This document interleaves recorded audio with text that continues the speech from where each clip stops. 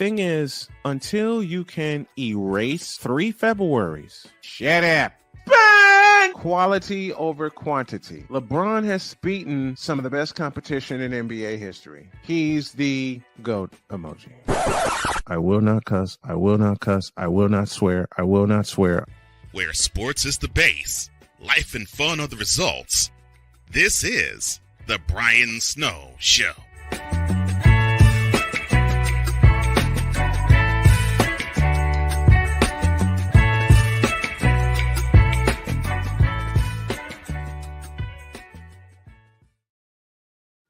You know, the crazy thing about this is you meet people and they touch your heart and they touch a piece of your soul. A fellow that describes both is the fellow you're looking at right now. As we untangle the complexity of mental health subjects, and anyone who has listened to this show for a long time knows what men have to struggle with mental health ain't easy for a very simple reason. That's the cherry on top of the sundae. They're not supposed to voice it. Well, here to help me voice that and a whole lot more is my good friend Clint Malley. He joins right now. Change what you can change and control what you can change. What's up, Clint? How are you? I'm well. Thank you so much for having me on the show today. That tagline alone, change and control, and then the second one, untangling the web that is mental health. Not many people, and I do stress this in capital letters, not many people realize how much in a man's life mental health really means, how much of it is necessary, and how much we can't talk about the problems we go through because we are so conditioned by society not to say anything. Maybe you could tell me more about that, because I think it's an interesting point that we're connecting and we're talking about mental health. I know people know you for sports. I know people know you for your broadcasting skills and for your opinion on all things sports. But why is mental health now at this stage in your life something that you're interested in examining a little bit closer? After the last 3 years, well, let me take it back to 2015 when I lost my daughter at age 2 due to SIDS. When the young lady who I was seeing at the time flat out told me she didn't want to talk about that the day I found out, and she wanted to talk about something else. And at the time, I didn't realize I was going through a very abusive relationship, 2 for the price of 1. That started it. The tip of the iceberg was losing my dad to prostate cancer in 2007. 8 years later, I lost my daughter. Same year, I'm going through an abusive relationship, and it's taken from that point till now for me to finally find my voice. Traumatic events really play a role in this. Yeah. So you had these key events in your life that made it to where it was uncomfortable to not talk about it. It had built up. And maybe did you try, and we'll dive into the topic here in a bit, but I'm just curious, did you try to hold it in? Did you try to hold these feelings in, and what happened? Tried my best. And each time I tried, I failed miserably because it affected my life and it affected my work. I tried hiding it and holding it in behind my microphone, behind sports. Because as you mentioned a moment ago, that's what a lot of people knew me for and knew of me and what they knew of me. Because until those events happened, I was a happy-go-lucky guy for a long, long time. But when you get sucker punched many times in a short amount of time, that'll make you take a look at things. Did you realize this whole thing on your own? Or did you have somebody in your life who kind of came to you and was like, yo, Brian, there's some stuff we got to talk about? Or was it just like a realization you came to? It was a little of both. Because I was mocked by the young lady I was seeing back in 2015 for having those issues. I was told, you're not supposed to have those issues. You're not supposed to cry. It's a myth And I can proudly say it's a myth that men aren't supposed to cry. Who told this lie? I do it all the time now, and more so than ever with the beautiful woman who I am now happily married to, who lets me get it out. And for a long time, when I would express my emotions and when I would express them through tears, I got mocked. I got laughed at. Yeah. Yeah. Well, let's talk about kind of the origins of that, shall we? Let's talk about the origins of dudes don't cry, guys don't cry. When we're kids, we have three different things that we can do. All of us are born as babies of having three different things that we can latch onto. We can either connect, and this is a survival thing. We have to lean on our caregivers. We have to cry so that we get their attention and so that they change us. And so if we're scared, that they comfort us. We can fight or flight. As a baby, this is more difficult, but we do this as humans naturally. But the third one is freeze or dissociate. Okay, so freeze, we get that, right? Like you see a car coming, and instead of running or instead of trying to push the object away, you freeze. You're scared. But that word that's connected with it, dissociate, is a little bit less common. People don't understand it as much. No. If you were to, as a caveman, if you were to find yourself in the jaws of a saber-toothed tiger, right, and it had its mouth around your neck, your body, your mind would put yourself in a different state so that you would not feel the experience as bad as it's going to be. Right. And that is a defense mechanism that we have. We can compartmentalize, we can push things down, we can act like they don't exist, and we can go somewhere else in our brain even when our physical state is in a set given place, right? Yep. And so oftentimes what people are asking us to do when we don't express our emotions is to say, hey, instead of connecting, you should dissociate.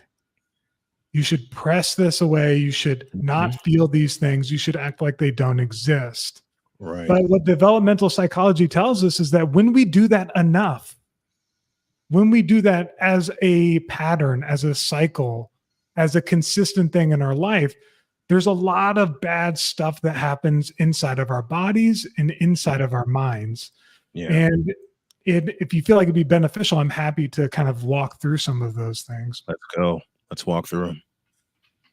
Got it. So, okay. If you have you ever been shot by a bullet, Brian? No. Never. Me neither. Okay. Hopefully I am never shot by a bullet, but do you think it would be better if you were shot by a bullet for the bullet to pass through you or for the bullet to stay inside of you? Pass through me. Why is that?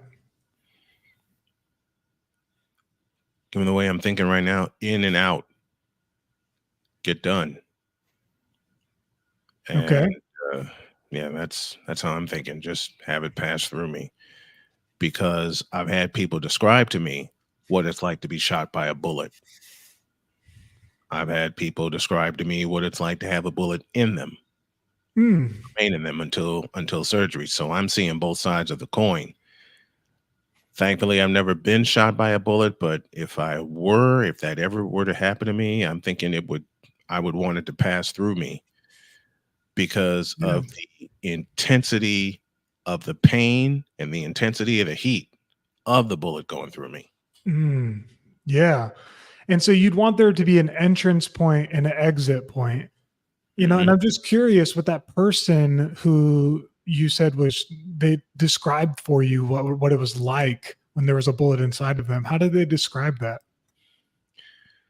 As I said, intense pain, the heat from the bullet. Well, the 3 points: being hit, the heat from it, and then having it go through you, and you realize a bullet just went through me. And the word I'm looking for is shock. Yep. Yeah, and our bodies would heal from those two different things very differently if the bullet stays within us or if the bullet passes through us. God forbid it. If it misses all of our vital organs, we would be able to heal up, right? We would Mhm. be able to, with time, we'd be able to have a scar maybe, but it would no longer bother us. But if that bullet stayed inside, if you had this foreign object that is metal, probably has jagged edges, came Yep. through an intense period in your life and it stays lodged in there, there would be all kinds of situations where that pain would sprout up again, right? You move a certain way, you hear a certain sound, and you would be triggered. You would have a feeling of fear, you would have a feeling of anxiety, and you would always know that it's still right there within you. Mhm. And oftentimes, our emotions, anything that's not a positive emotion, anything like grief or anxiety or fear, all of those emotions, if we're not given the chance to feel those emotions, it is like the emotions come to us and they stay inside of us and they never leave. Right. And that energy is going to go somewhere. That Mhm. energy is going to go into ruminating or cycling in your thoughts. That energy is going to go into avoiding certain situations because you're afraid you might come across something that will remind you of the event. And so Mhm. when we come into contact with these negative emotions and we don't have a way to process them or release them, they end up staying with us and manifesting in different ways, presenting themselves in different ways. Yeah. Oftentimes, these things are not good for us, right? Mhm. And so, when we think about like when you were in school, Brian, and do you ever get in trouble? Were you a good student? For the most part, I was a good student. Well, I was a bad student. Let me tell you, I was a terrible student. I got in trouble a lot. I was really good at getting in trouble.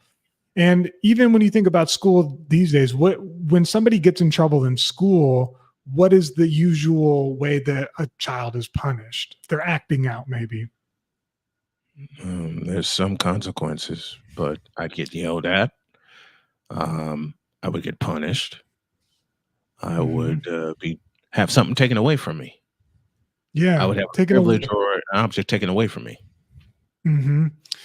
Were you ever asked, or did you ever see another student that was asked to leave the class to be isolated, to go to timeout or detention? Yes. Yes. Okay. So, like, let's unpack that for a second because it's kind of connected with what we're doing. Hey, I'm a dude. I shouldn't be crying. I'm a Mhm. dude. I'm anxious. I shouldn't be expressing my fear. When we learn as kids, and we only learn this thing through the adults in our lives, either our parents, our teachers, or caregivers, or whoever, when we learn that when we feel a certain way, we have to be alone and we have to be in isolation, Mhm. we carry that with us into all parts of our life. Yeah. We say, actually, how I feel is not meant to be shown to other people. And if I feel in a way that doesn't make other people comfortable, then I need to take myself away. Mhm. And the underlying belief behind that is if people knew me, if they knew the real me, then they really wouldn't love me. And so I need to present myself in a certain way. I need Yeah. to, in order to be accepted in society, I've got to act a certain way.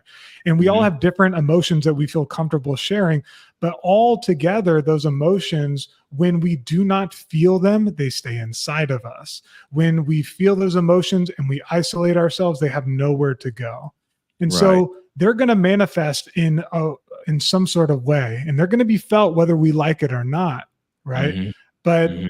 our experience with not feeling our emotions, with not crying, with not talking about what we're scared about, with not talking about our anxiety or the things that have happened to us that were difficult, that doesn't allow our body to actually heal.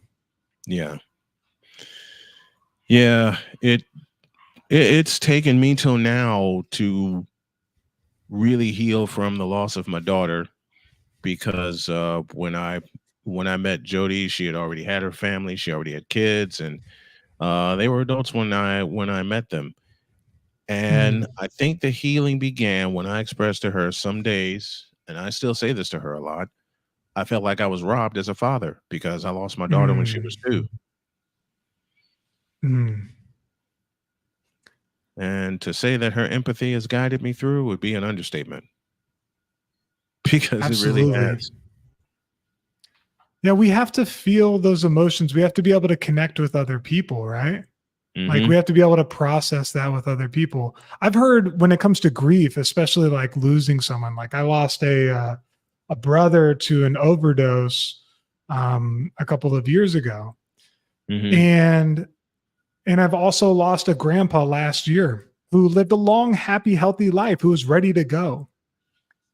But the thing that's interesting between the two of those is the grief for them, for both of them, is the same.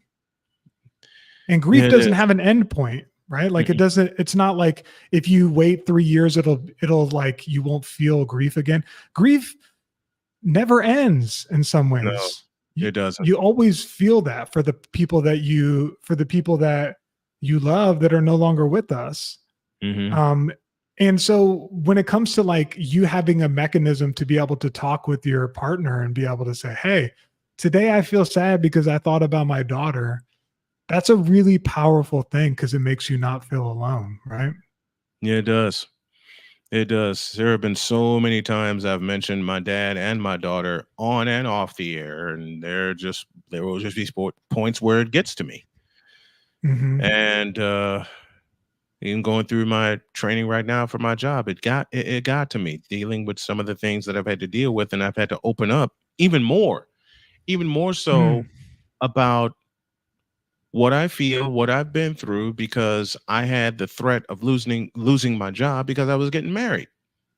mm, I had a threat of a write up because the day it was scheduled, I was getting married. So I said, you know what, the heck with it.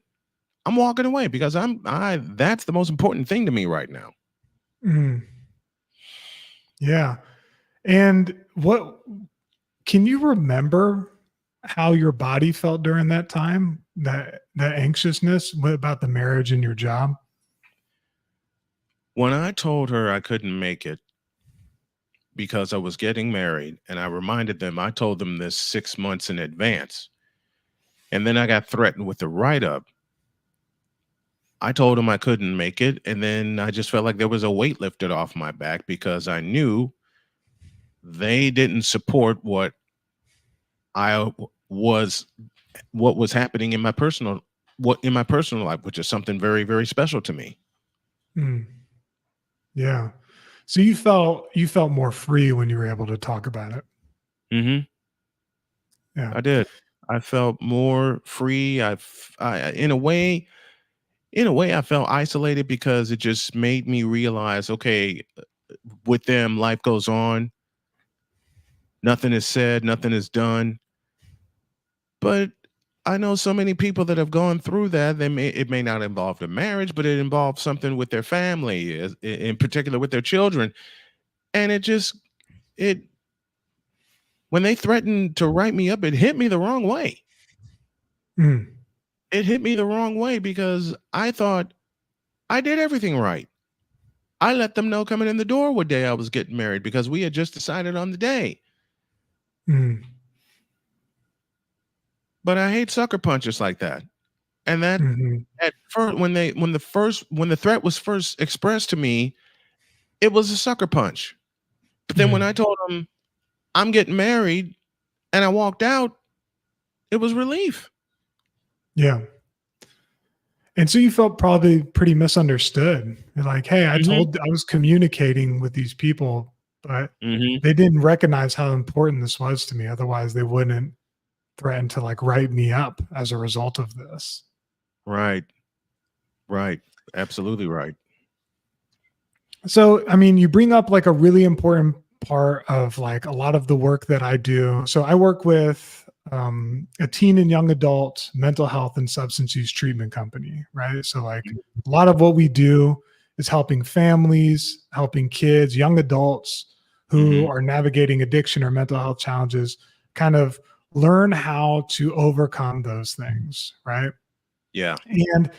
And a premise that you brought up at the beginning of the show is this idea of change and control, right? Hmm. So you in that situation, you felt like you had done everything that you'd done to be able to control the outcome, right? Yeah. Mm-hmm. And yet there was this change, this sudden thing that came upon you with this company where you felt sucker punched, you felt blindsided, where they, say, hey, I'm going to write you up. And so you experienced this change anyways. How did you navigate that change afterwards? What'd you do like to be okay? I was happy because I got married, Mm-hmm. because the day not only honored my wedding anniversary is June 25th, and there are two significant things. It's not only my wedding anniversary, but it was also my dad's birthday. Okay. And I lost my dad in '07 to prostate cancer. And when Jody and I were talking about when we wanted to get married, that was the day that popped in my head. And it just seems perfect because dad will always be with me. And I tell Jody all the time, I wish he had a chance to meet you. And she said, through you, he did. Mm. And when she told me that right after we got married, I was fine because it connected the two most important people. It connected my father and it connected my wife. Mm. Family seems like it's really important to you. It really is. It really is. So the premise of navigating that was really interesting because you had something that was really important to you, which is family, and you Mhm. experienced something that got in the way of it. We'll call it a change. Yep. And you felt like you were at peace with it because you were living up to something that's important to you. You were standing behind like a core value in your life. Mm-hmm. And so some of the work that we do with Sandstone Care is we work around the premise of change and control. If you wanted to put all of therapy in kind of a nutshell, you could say that our happiness is determined by the things that we control in response to change. Mm-hmm. Mm-hmm. So, for example, maybe do you know any young adults in your life? I do. Okay. Do you know any young adults who maybe they haven't left the nest? Maybe they live with their parents. They play a lot of video games. Their room is messy. Maybe Mm-hmm. they drink a little bit too much or smoke weed too much, or they don't have any significant long-term relationships or friendships. Do you have Yeah. anybody in your mind like that? Yep. Yep. Quite a few people Would- back home in Chicago. Okay. Would you say that those people are control freaks? Yes, Okay. I Explain. would. In a nutshell, and this is from me, they're controlling their environment. They're controlling what they do. They're Yes. controlling their space. They're Mhm. controlling their atmosphere. Mhm. And if they Absolutely. feel if they can control their atmosphere, they can also control yours. Mm. Yeah. And so we all have change that we experience in our life. Take this young adult example. Maybe they didn't feel confident. They failed out of school. Maybe they couldn't get the job that they wanted. Maybe they're Right. not experiencing their goals or their dreams in life at the rate at which they thought, right? Mhm. Maybe they experienced heartache. All Yeah. of those things contribute to the change we have in our life.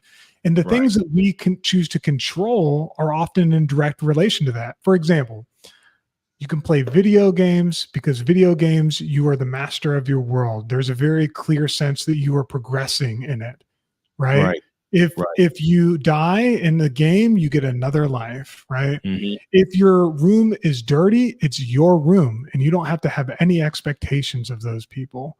If you Yeah. don't move out of your parents, you don't have to have a job that makes that much money because you're still going to be able to live. These are all Right. very real and actually smart things that people do to be able to cope with the change in their life. And the big thing to remember is that nobody's the villain in this situation. Mhm. People experience change, but they only learn how to deal with it in a positive way or learn Mhm. how to control it in a positive way by somebody else showing them how. So, for example, if I'm in a family and the way that we deal with our emotions is that we push it down, or that we break things and yell and curse, or that Mhm. we're violent, then the way that I control my anger is by expressing it in that way or not expressing it at all. That is my Yeah. form of control. Yeah. And everybody is trying to control different things in their life to be able to deal and to survive with the change that they've experienced. And Hmm. sometimes that turns into addiction, right? Like I feel Yeah. bad and I want to feel better. And so I Hmm. drink or I smoke, right? And it Hmm. seems like it almost works until it doesn't. And then it gets out of control. And Or I it's push crazy. down. And it Yeah. just You see that it just happen? goes absolutely berserk. Mm, And three significant things that have happened to me recently: blood clots in both my lungs, stage 4 pancreatic cancer, actually four, stage 3 liver failure, and an amputated toe on my right foot, mm, all within 3 years. wow. And in many ways, I'm still navigating through that. At a fifth, sitting in a wheelchair for most of the day. I'm Mm, close to getting out of this thing, and I'm happy. But 7 months of sitting in this wheelchair, 7 months of being confined, 7 months of being confined, and then seeing the exhaustion on my wife's face when she goes to work and comes home, and I feel helpless. Like I can't mm, get out and work now, which I'm slowly getting back into doing. I've depended on this. And I've had people say, "Oh, I'm going to help you get sponsors and more subscribers, and this thing will take off." And then when times were down, especially when I was in the hospital for the better part of 2 months, recently, I've had to rebuild this thing 3 separate times. mm, My wife drives me. My family drives me. When I see my wife come in the house and she is totally exhausted to the bone, I feel awful because though I've been limited, I still feel there's something I could have done to help. And I let the emotion slack off because the deal was, um, with her being the present breadwinner, I'd take care of the house. And I can honestly say the last couple of months, I have slacked badly. I hate mm, myself for it, and I hate seeing it play out on my wife's face. Now I'm feeling a little better and I'm getting back into my chores here. I'm getting back into work. But for those months, I felt bad that my mm. wife was busy busting her ass doing what she needed to do to keep us afloat. And here I am laid up in bed with a kidney problem or with ulcers on my legs or with an amputated toe, and I'm not allowed to move.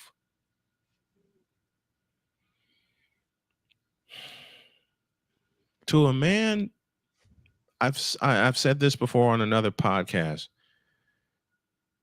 Two things you can take away from a man to really, really hit him where it hurts: take away his family or take away the ability to help or provide for his family. Mm. And for a long time, I felt the second one was unfairly snatched from me. Yeah, that's real. I appreciate you being vulnerable with that. Anyone who's watching or listening to you could tell that this was not an easy way. Like, when you're thinking about this moment, how do you feel in your body right now? Like a dam's about to burst.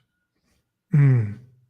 Like You some feel like, some weight's being taken off of me, but a dam of tears is about to burst again. mm,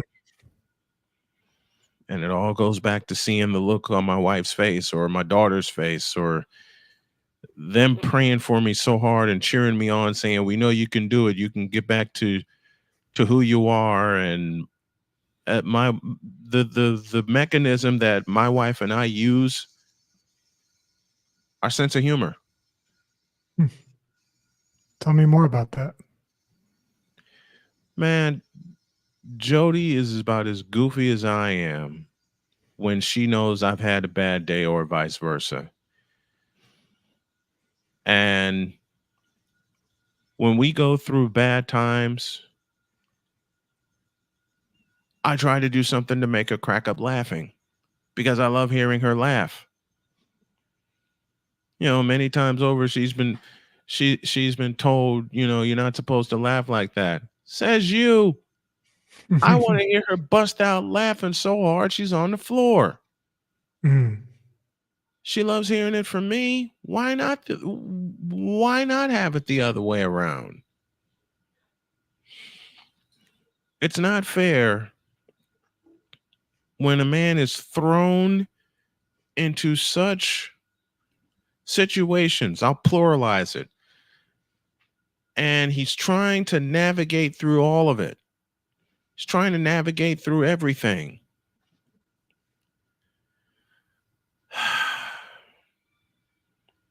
And I will say this aloud, and my wife knows it. I don't like taking pills. Mm. It's, for me, the short-term fix.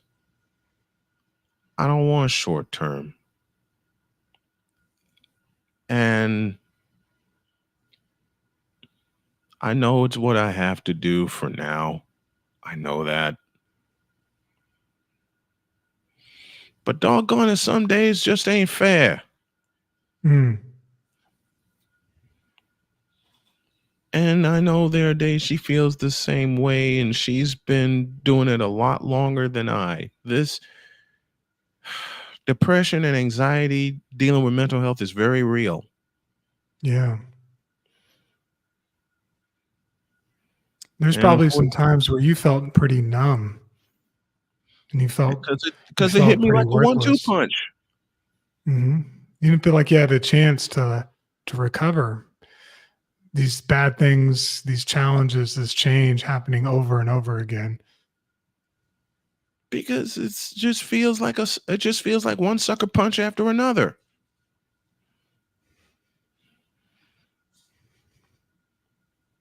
And I'm sick and tired of taking sucker punches. I'm sick and tired of my family taking sucker punches. Mm. So what do you want to do now? Well, in due time, except for a multivitamin, I don't want to have a pill cocktail anymore. Mm. I don't want to drink any more caffeine. Yeah, guess what I did today? Mm. I want to eat healthy. So you want to take care of your health. Yes. Yeah. And I'm getting emotional because it's something I have not expressed loud enough. I know it's tough for me at 52 to hit the reset button, but in fact, that's what I want to do. I want to hit the reset button when it comes to my health. Yeah.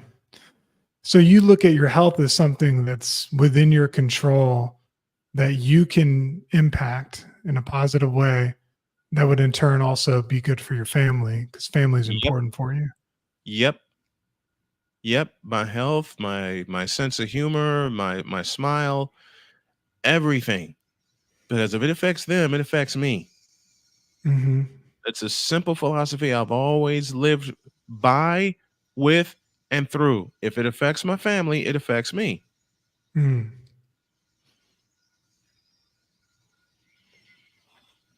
And So I've your always goal is to kept get it that go simple. ahead. I've always kept Say it it that again. simple. I've put on Mm. weight since I've been in this doggone wheelchair, and I hate it. I've become less. I've been less mobile since I've been in this doggone wheelchair, and everything else has happened to me. So what do I you wanna feel like the reset best next step is for that? What do you feel like the best, if you've decided, it sounds like you have, that your health is super important to you and that you want to take ownership of that and help change that for the better.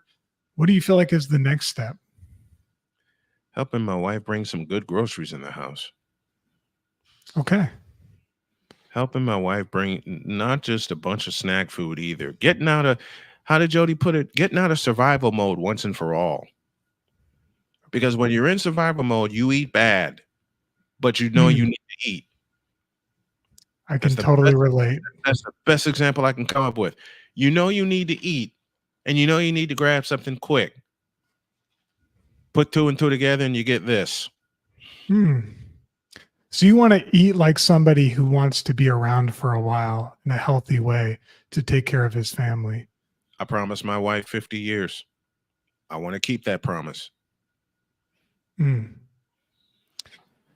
So, and the best next step for that is going to the grocery store with your wife and choosing things that you know are going to be helpful and healthy for you and for your family. It's funny you mentioned that because I think about any of the bad food that we eat as a family. Like if I break down the common denominator, it's usually me who brings it in. It's usually me who goes and gets it. It's usually me who buys it. It's usually me who puts it in the cart, Mm-hmm. right? And so like I realized that it doesn't just impact me, but it also impacts my family, right? And everybody around them. I have a horrible sweet tooth, and I am a self-confessed caffeine addict and chocoholic.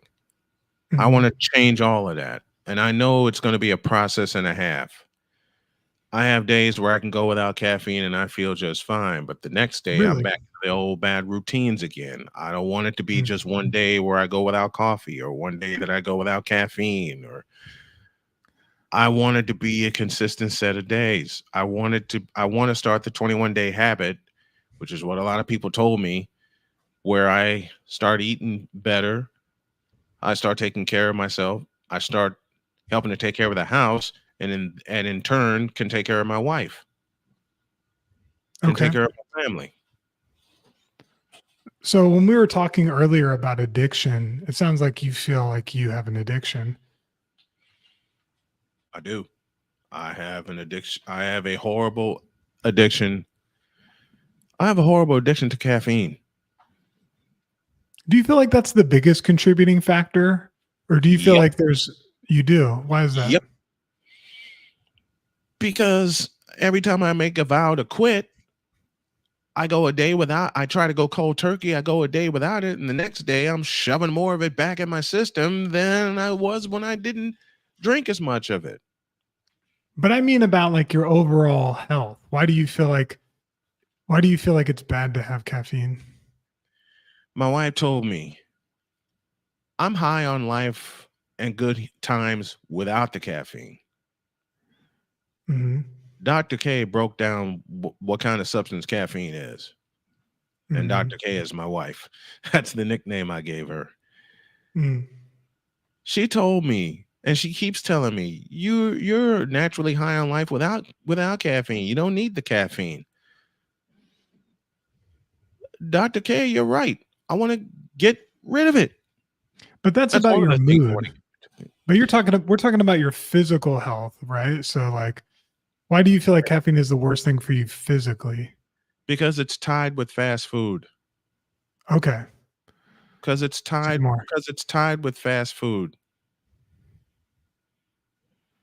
So you tend to drink caffeine whenever you eat fast food.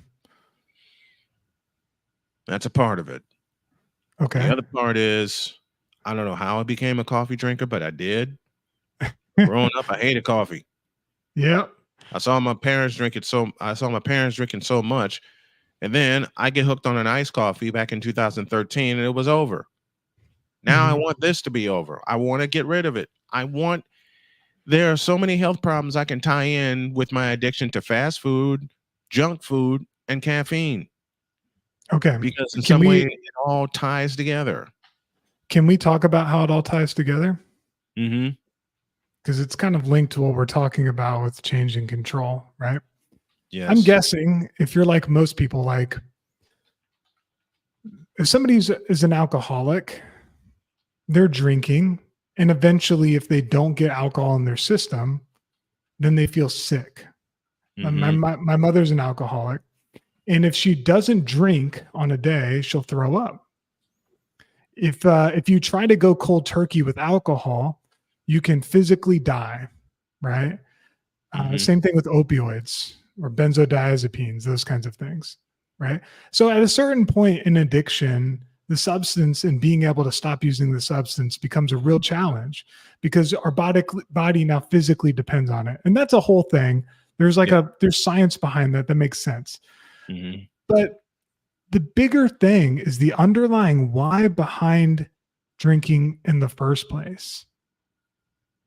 And if you're open to it, I think it might be worth exploring. Like, I'm guessing you're going throughout your day and something happens or you think about something, a thought pops into your head or something happens to you and it makes you want to go and to get fast food. Is that right? Yeah. Yes. What Very is much that? so. It's a myriad of things. Working as a sports announcer for many years, I've leaned on it because I have to grab something quick before I go on the air. Or I have to grab something. I have to grab something to drink a side of water so I can have the energy to get through a game or through a show. Or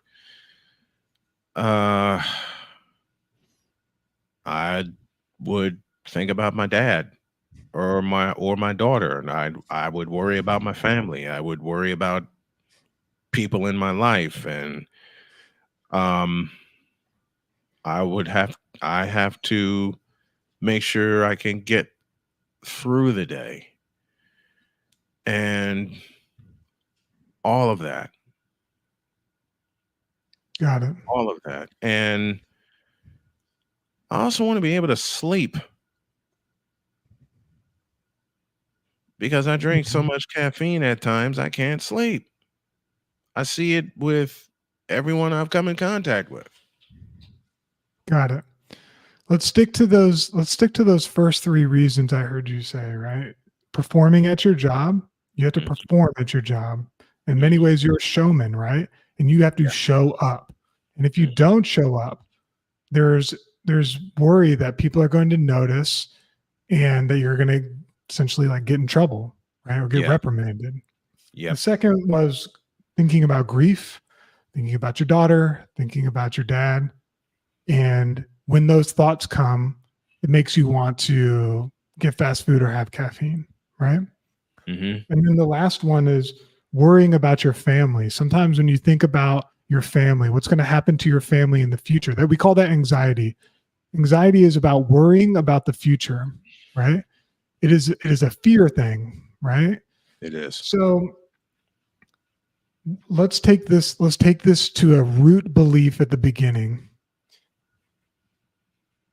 When you have caffeine or have fast food because of your job, there's an underlying belief that who you are without that stuff is not good enough. Hmm. And that if people saw you without any of this other stimulants or whatever, that you wouldn't be as funny, you wouldn't be as humorous, you wouldn't be as engaging, and that people wouldn't like you as much. And it makes sense that this is also tied to worrying about your family because, hey, your job is how you provide for your family, right? And so it's all connected to this underlying belief that you, without anything else, is not good enough. Yeah. Yeah. Yeah. Brian, there's something you can do about that, today. There's a time in your life where this belief probably started. If you were to think about how old you were, how old do you think you were when you started to believe that about yourself? That if people knew the real you, if they saw who you were at the very core, without anything extra, that they wouldn't really like you. Where do you think that started from?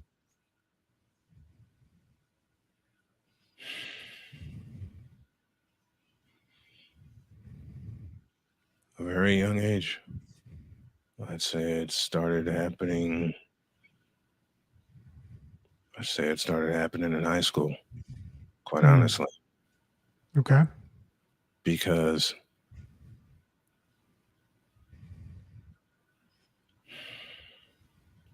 so many reasons I wanted to fit in. And it took a while for me to finally get the message, skip fitting in. Mm-hmm. But sometimes I kept falling back on that. Yeah. The moment I get away from the thought of the monolith, I let something drag me back in, or something Mm-hmm. drags me back in. The moment I get away from the monolith and I start to think for myself and be myself, truly, truly be myself, it doesn't last. Mm. Yeah. I think you did those things for a reason, though, right? What would Mhm. you go back and tell yourself? Let's say, how old were you think you were? Just give me a guess. 14. 14. Okay. I want you to picture yourself at 14, insecure, challenged. Do you see yourself Mhm. worried about what people are going to think? Right? All of this pressure about who you're going to be after you graduate, your friends.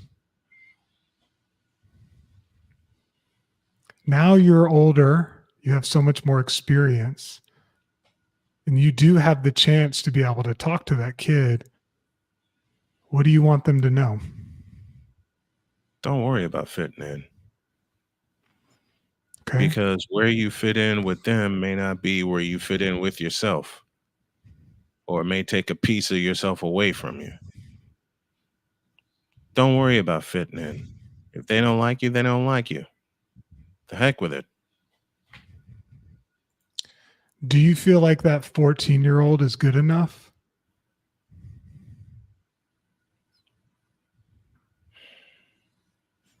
Then or now?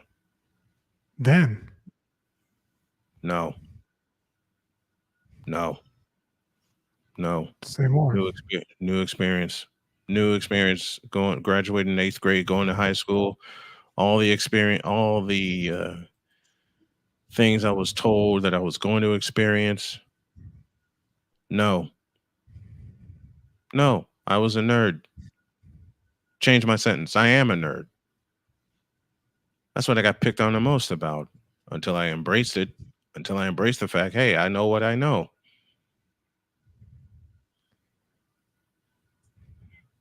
All right. As a guy, can I be confrontational with you? Bring it on. Okay. Because guys, as guys, we have to do this with each other, right? We do. So until you look back at your 14-year-old self and have some compassion and say that you are good enough, that you were just doing your best, that you were in a situation that was tough, that you had challenges that were not easy, until you can forgive and truly accept that kid, you're not going to be able to forgive and accept where you're at now and change.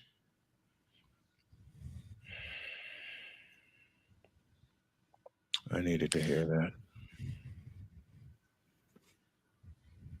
I needed to hear that. You were just a kid and you started this habit to survive of thinking that you had to perform in order for people to like you. Mhm. And as a result, the performing never stopped, even though the responsibilities became more complex. You got older and you needed to add more and more things to your life to be able to feel good enough. And the truth is that you're already good enough and that you've been doing your best. But until you forgive that 14-year-old kid, it's going to be tough to be able to do anything else because everything else is started there. And the healing also kind of begins there. Does it make sense? It does. It does. And a part of it, I wanted to play baseball. Mm. My dad and my granddad got me hooked on baseball, and I wanted to play it, and I wasn't good enough to play it. I can honestly tell you that's a big part of it. Wasn't good enough to Yeah. play baseball. I wasn't good enough to play a sport that I love since childhood. That part, that To play part professionally? to play baseball, period, to play in high school. Mm, I yeah. didn't learn this. I total lack of talent, and I had to come to grips. It took me till I was 40, till I was knee deep in broadcasting to learn I had a total lack of talent in playing baseball. So I even began to figure then, I just never really pursued it the way I wanted to pursue it. If I can't play the sport, I'll do the next best thing and call the games. Mm-hmm. Part of the Because healing began with that knowledge. mm. And the main reason, one of the things I heard you say is that you wanted to be good at baseball because of your family. My dad, my dad and my grandpa, they got me into baseball. Do you think your dad, I know it's a sensitive thought, but do you think your dad would look at where you've come from, what you're doing now, and be disappointed in you? No, no. I honestly know he wouldn't be disappointed because I went after it. You did your best with what you had been dealt, right? That's part of the forgiving. I guess the biggest thing in the last 4 years, I've had a lot of my friends share the booth with their father, and it knocked me flat because I never got a chance to share the booth with my dad before he passed away. Mm. I mean, we've always broken down football games, we watched basketball together.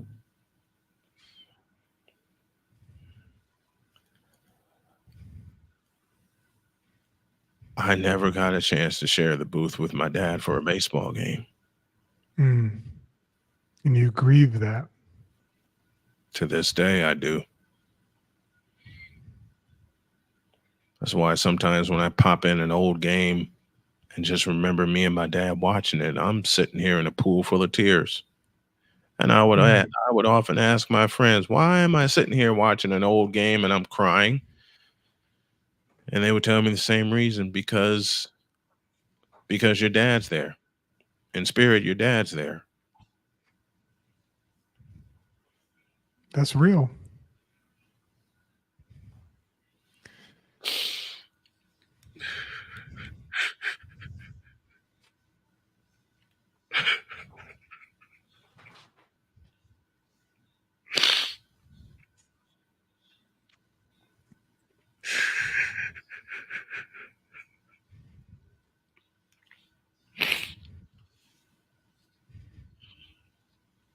Every time I suit up and do a game for him, it's for him. Mm. And you No want to matter make him proud because family is important to you.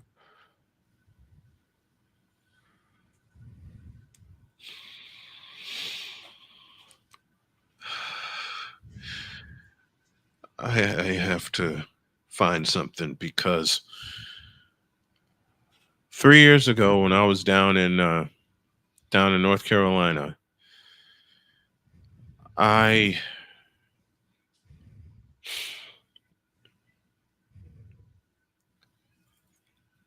I had always gotten the chance to call a home. I had gotten a chance uh, to call a home run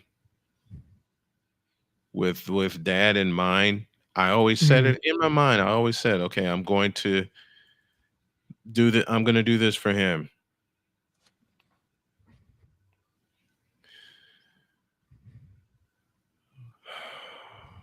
Well,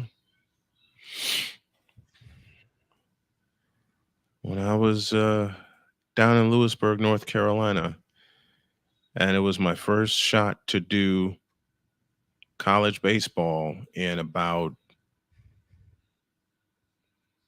5 years. Because the last college baseball game I called was 2016. No, check that. 2013. It's 2013. I was at when I was at Chicago State. And I didn't know how it would go. I didn't know how the call would be. I just knew something was going to happen, and I would put my all into it.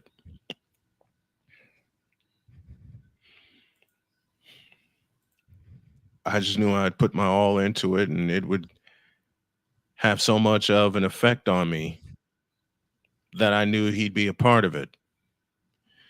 Well, folks, before we close up shop here, anyone who has seen this clip only saw it live and heard my voice with it. Let me take y'all back to March of 2021 in Lewisburg, North Carolina. They were playing Spartanburg College. The home team, Lewisburg, was down 3. They were in the bottom of the 7th inning. And this happened. At second, Galinsky at first.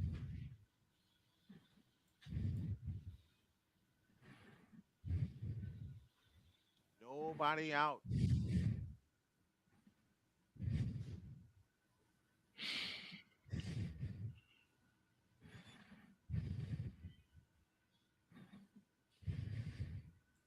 Man, if people only knew. And it's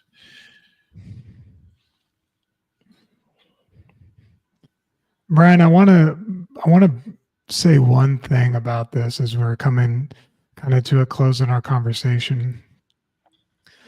What happened in this hour is the bullet passing through. That is what healing is, right? mm-hmm. Healing is being able to connect with another human being and to talk about how we're feeling and the things that are not easy for us and what's going on in our brain, and to be able to sort it out, or even not, and just talk about it, because that energy has to go somewhere. Yeah. And I believe that you are going to make good on the promises that you make to your family, to your partner, and that comes through understanding the underlying why behind it. And it's not easy to do alone. And sometimes it's not easy to do in a relationship because the other person sees you every day, and it's hard to look at things objectively that way. But I think that this is a good step, and I would just encourage any of your listeners, especially if they are parents, if they are young adults, if they are parents of a teen, and they can see, like the realness and vulnerability of which you show up and you talk about how you feel, that they would have courage to be able to do the same, or to provide a space for their kids to be able to do that. Because that's a really powerful thing that you were able to do in this hour. And I don't think it's something that you're going to see on popular cable networks or whatever, but I think it's real, and I think it really mattered. And I'm thankful I was able to share that time with you. As am I. I'm so thankful you were able to share this time with me, and I'd love to have you back to do it again. Anytime. This was great. I appreciate it. So long, everyone.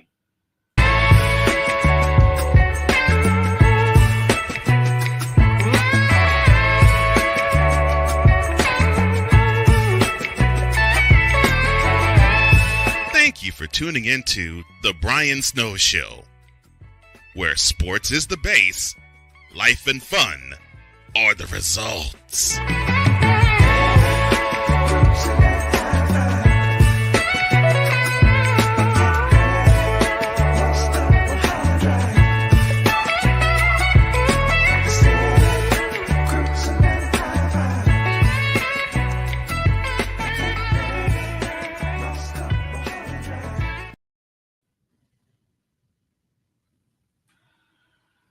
Wow. Okay. Wow. How you feeling?